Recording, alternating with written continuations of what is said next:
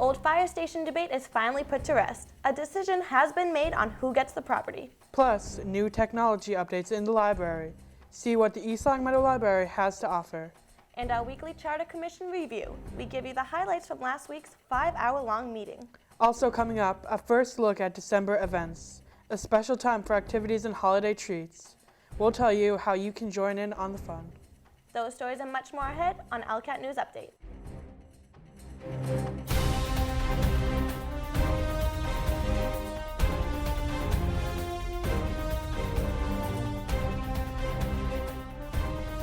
Good evening, I'm Rebecca Green. And I'm Jake Brady. We begin tonight with the latest Board of Selectmen meeting, where the board was determined to put the old fire station debate to rest. The town was not able to get insurance on the property, however, the J.C.'s were able to. This information led board members Angela Thorpe and Paul Federici to voice their opinions on how they would check in on the J.C.'s if they received the property. I'm in favor of giving the building back to the J.C.'s because they have a long history with us. So if that does happen, there would be need to have some parameters placed on there. It would be a different contract with more oversight and also possibly a timeline on how the corrections would be done to the building. And that wouldn't be out of the taxpayers' money. That's something that you would be doing. Maybe even a one-year review and we'll see how things are going, and just obviously to see that you guys are back up and running and back to where you were. Selectman Bill Gorman proposes an idea that he thinks would solve the altercation between the two departments who want the building, the J.C.'s and the Emergency Management Department. I just don't know why both of you can't work out of the same building. Seeing the town spent $15,000 to redo the building, I think we should get the most use out of it. And I don't know why both of you can't work out of the building, because you only have things certain times, and they only have things, during emergency, so I can't see why both of you can't move, get together and work out of it. There's work to be done on the old fire station concerning its maintenance. This causes some concern for the selectmen. They discuss a new lease plan. This plan will allow the board to overlook the building and make sure everything runs properly. So we have to set some parameters. We are ready and willing and able to go right now. I mean, seriously, it needs work. The back door is a big concern. There's a gap underneath, it's got to be closed off. It needs some work at this point. So it's something we really want to get in there and start doing right away. You don't want to be too tight with a time frame, and especially if they're putting money into it. But if we're having say we do a 5-year lease with an option to renew, say either way by either party. If say 2 years down the road we find that things aren't up to snuff, obviously we can put that in the lease that it's our, if we determine that the building's not being maintained in a manner that it should be, we can put that in there, and that could be a cost for termination of the lease. We could do that. Okay. I just want to have our protection there. Chair Paul Federici declares the final decision. I would propose a motion to, I don't want to say renew the lease, but set up a new lease with the J.C.'s with all the, we'll discuss all the covenants and all the items to protect both sides.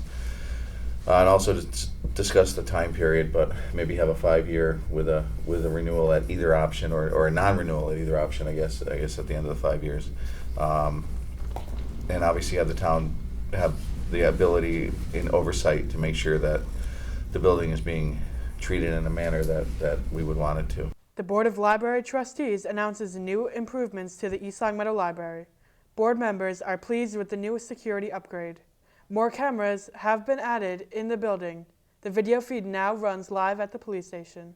We've had 4 new inside security cameras added to the 2 that we already have. So now we have 6 inside security cameras and also the 2 outside. So, it's been my goal and the staff's goal to increase security in here. And of course, all those cameras are on the town network, and that means at the police department, it's live, and certain staff members here, have the program on our computers so that we can just call it up and you know, if there is occasion to need to look at a certain segment of the tape or any of them, you know, it's easy now because the police department has it, the IT department has it, you know, we have it here.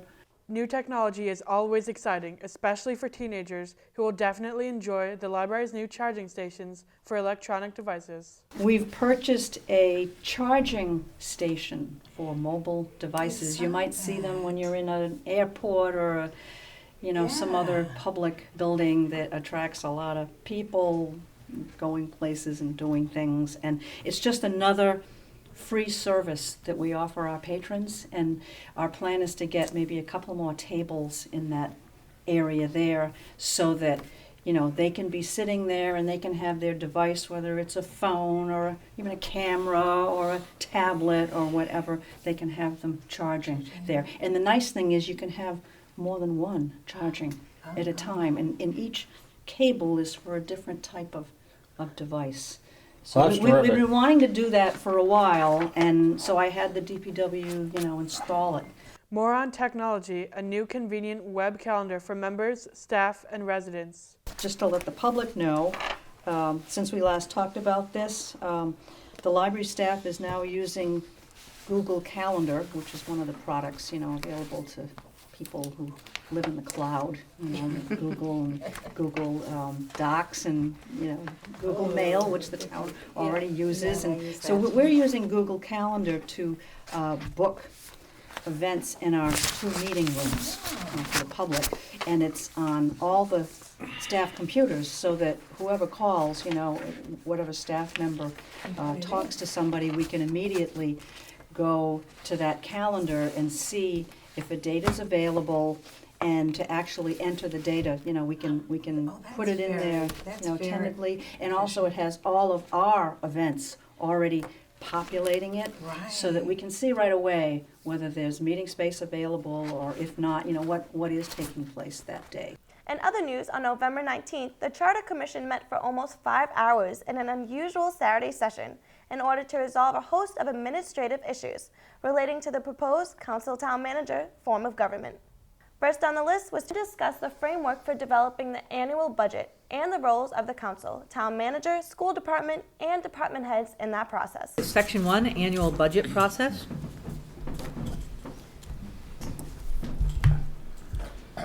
The town manager shall set policy and procedures for the preparation of the town's budget. The town manager will determine the schedule for budget preparation within the parameters set by the Massachusetts general laws. All departments of the town shall follow the schedule and budget preparation procedures set by the town manager. The town manager shall prepare and submit the budget to the town council.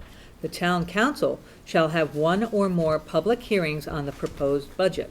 Copies shall be made available for public review prior to the public hearing.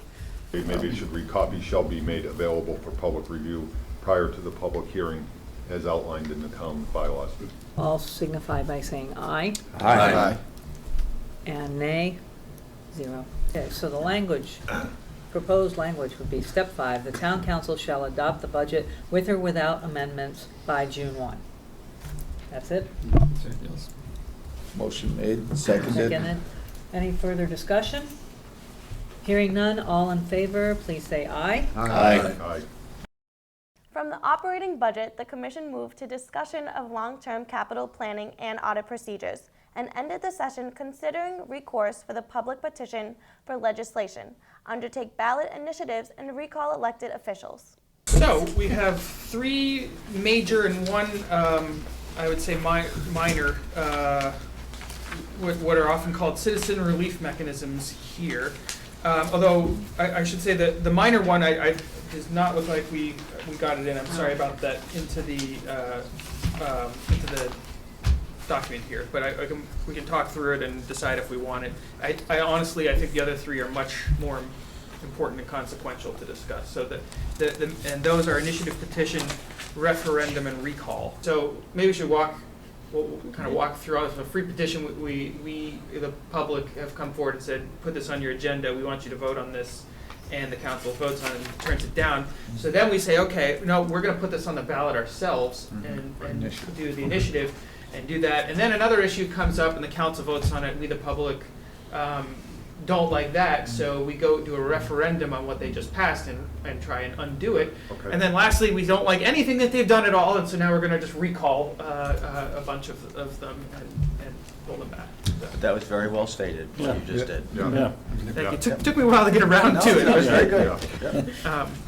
So we need to fill in the blanks of Yeah. the boilerplate language. Sure. Well, So do, the- yeah, do go you ahead. want them to, would be the first Absolutely. question. Absolutely. All four of them, Yes. sweeping, Yes. generous. Yes. All Some the you can pick and options. choose. Some say, well, we want, recall and. Well, I think the reason we want all of them is we are going away from town meeting. Right. We heard at the public hearing, our voices can't be heard.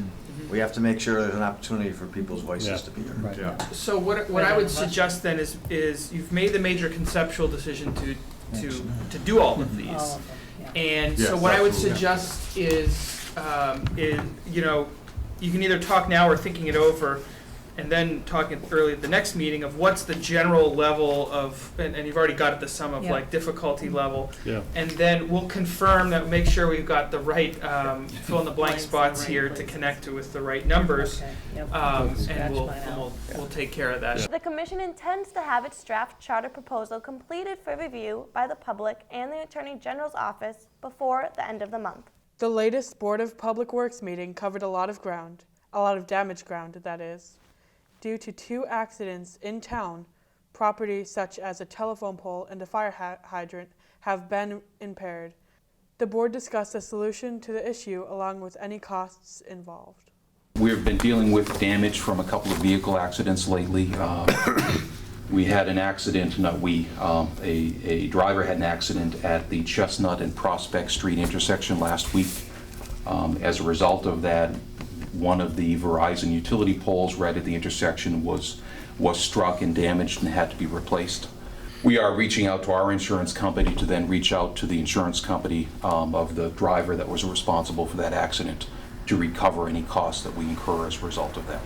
At the intersection of Baymore and Oak, a driver was coming down Oak and went through the intersection and hit a hydrant on the opposite side of the intersection. So we were able to fortunately isolate the leak last night. The hydrant itself wasn't the source of the leak. It was the asbestos cement line that connected from the main line, basically the hydrant T line that fractured as a result of the accident. Similar type of thing, we'll keep track of those costs, both for the time and for the equipment, and we expect that'll be reimbursed by the the insurance company. Many times we would expend operating budget to fix something or repair something, and then when monies were received, they were put back into the general fund. In talking with the town accountant, if we're relatively certain that the expense will be reimbursed by an insurance settlement, we can actually allocate those expenses to an insurance line item and then have the revenue or the reimbursement come right back to that insurance line item. So it should be budget neutral.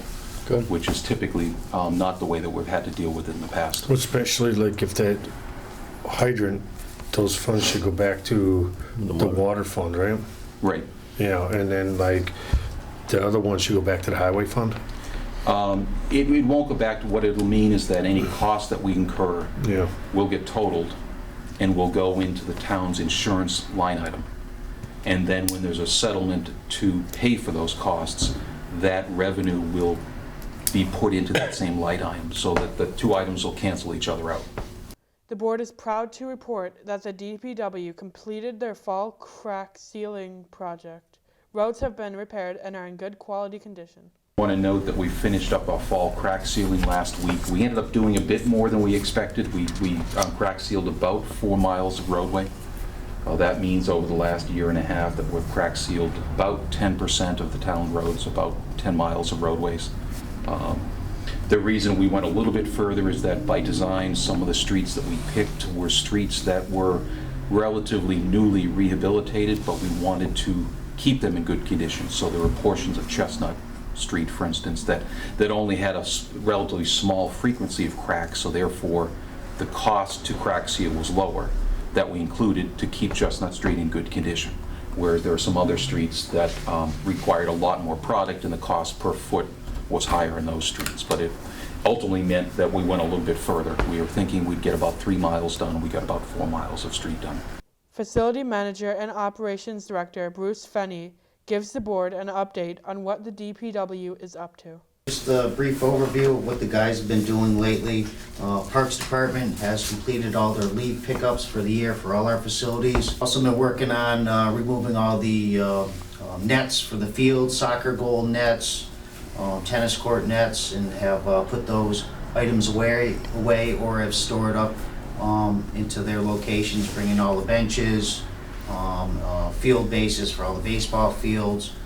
So we're pretty much winterized and things are put away for the winter season. We continue to do catch basin repairs, asphalt patching, potholes. We did get a date today that Palmer will be closing their plants on December 18th. So we're going to try to be real aggressive on getting out there, hitting our main side streets with any potholes that are still out there.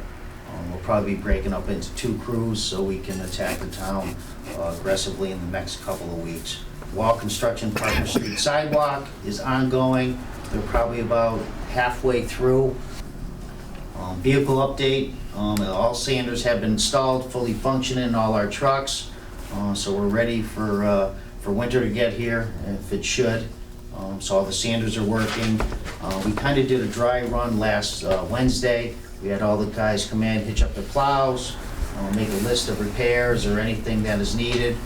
There's probably about 3 or 4 plows that actually need a little bit of extensive work, but nothing we can't handle in the next week or so. So the fleet's looking good, and we're ready for winter. In local news, we have 2 East Longmeadow natives who have made a great impression with their recent accomplishments. First, East Longmeadow's Kelsey Murphy appears on E! News, her first national and international television debut. A recent graduate from New York University who now lives in Manhattan working as a production coordinator. Our next local star is Maureen McPhail, assistant kindergarten teacher at Meadowbrook Elementary School, who just published her very first book, Little Blue. The book is about kindness and bravery of 2 little girls who rescue a baby blue jay that fell out of its nest. A book signing will be scheduled for December 12th at 11 a.m. at the East Longmeadow Public Library. Also happening at the library, a fun event where residents will sure be in for a treat. Chocolatier Maria Brandriff will be presenting a chocolate demo. She will teach the basics on how to work with chocolate and what special desserts you can whip up for the holidays. The delicious event will take place on Wednesday, December 9th at 6 p.m. in the library community room. Registration is required, so log on to the library homepage to secure a spot. The holidays are always an exciting time, but may also be overwhelming. Evolve Meditation on North Main Street offers a vision boarding meditation class on the first Thursday of every month. After the class, you will feel more relaxed, focused, and centered. For more information, head over to their website, evolvemeditation.com. Before we move on to more events, here's a wrap-up on the latest annual East Longmeadow High School Athletic Hall of Fame. More than 200 people attended the event to honor former athletes, coaches, contributors, and teams for their outstanding abilities and contributions to the town. The class of 2015 consisted of 10 athletes and a team that were inducted at the ceremony. Holiday traditions are starting up this week with the annual East Longmeadow Christmas tree lighting. The event will be held on December 4th at the First Congregational Church. You'll get a chance to meet Santa, take in the breathtaking view of the lit-up tree, and enjoy musical entertainment by the high school band members, along with refreshments. In the beginning of next week, residents will have the chance to eat breakfast with Santa. St. Michael's Community Center will host their 12th annual Breakfast with Santa this Sunday, December 6th at 8:30 a.m. Remember to bring your wish list as Santa will be collecting them. A family fun day that you will not want to miss. Shifting gears to an educational event, the Youth Safety Committee is hosting a drug awareness community night. Committee Chairman Diana Gomes tells us about the upcoming event and why it is crucial for community members to attend. It's really important for the community to be able to come together and speak about how addiction affects all of us, and that it's not just a personal issue, that it really is a community issue. And it can often be very difficult to talk about addiction, and we're hoping that this event can raise awareness, educate, and hopefully prevent. So we are really encouraging all members of the community to come join us and be able to hear from a panel of speakers whose lives have been affected by addiction. The event will take place on Tuesday, December 8th from 6 to 8 p.m. at Birchland Park Middle School. All are welcomed. Well, that will do it for us tonight on this edition of ELCAT News Update. Be sure to watch meetings on demand at our ELCAT YouTube channel, ELCAT 01028. Follow us on Facebook and watch us on cable channel 191. I'm Rebecca Green. And I'm Jake Brady. Until next time, good night.